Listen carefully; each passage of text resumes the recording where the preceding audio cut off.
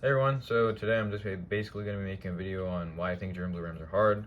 Pretty much what prompted me to make this video is that I've been selling a lot of the Rams out of this tank recently, and one of the recurring questions that I've been getting over and over is like, oh, are they hard to take care of? All the previous Rams I've bought have died, these look really nice. Are they easy to take care of? And I feel like I just keep restating myself over and over, so I feel like I just thought I'd make this video, see what everybody else thinks, because clearly people are not doing super great with Rams. Like, I'm part of a couple of Facebook groups, and I always see people like struggling with Rams. So I figured, why not just make this video, see what other people think about it. And yeah, so everything I say in this video is strictly just my opinion. It could be completely wrong, right? So I don't know if this is completely right, but in my opinion, I think this is why Rams are hard to take care of. And yeah, obviously I want your opinion, so if you guys have any opinions on it, just state them in the comments, and I'll definitely, I want to talk with everybody else, see what everybody else thinks.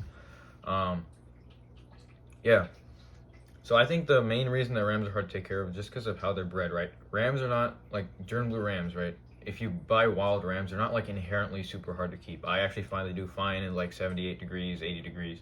They don't need that like super high 84-degree temperature that is like clearly stated everywhere on the internet that people want. The Rams want 84 degrees. I actually think the reason that Rams want 84 degrees is just because of how they're bred. Most people who breed them, they just keep them at 84 because they grow faster. I think that's the main reason.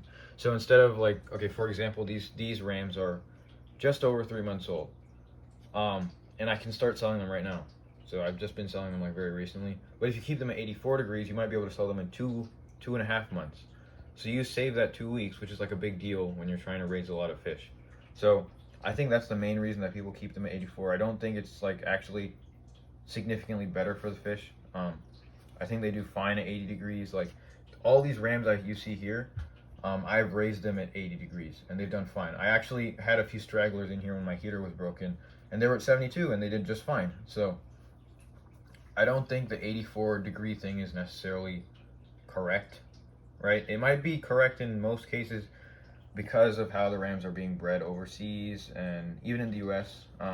If you're kept in 84 degrees your whole life, you can't really go to 70, 78.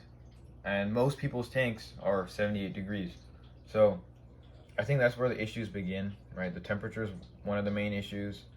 Another one of the main issues is that people keep them in very sterile conditions. Like you can look at this tank. This is like the exact opposite of a sterile condition. It's a very mature, has a ton of mold, has a ton of bacteria. Like the bacteria count is very high. There's not that much filtration. It's like a very natural tank. And most people who raise Rams keep them in sterile conditions, just like a bare tank with a few rocks, maybe a heater, and a ton of filtration, and just like a ton of water changes. So I think that's another place where people go wrong. If these fish are used to such clean water, so many water changes, such low bacteria counts, all that kind of stuff. When you put them in a tank, let's say like the 75-gallon, which has gravel in it, I should just set this up, so I'll make another video on what this tank is. Well, that has gravel, that has tons of plants and tons of bacteria.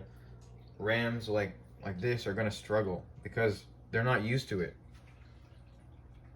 So I wanted to just kind of create this analogy just so you guys can kind of understand better. I thought this analogy was really good. So let's just take me, for example, right? I live in the US. I drink a lot of really clean water, right? It's very sterile water. And I visit India every couple of years to visit my grandparents. And I cannot drink the water there because it's not sterile. So I have to use like the filtered, like RO water or whatever in India. So I can't drink the normal water. But my grandparents, they live there their whole life, and they can drink that water just fine. They don't get sick or anything. And when they visit here, they can also drink that water, the water in the US. It's sterile, it's fine.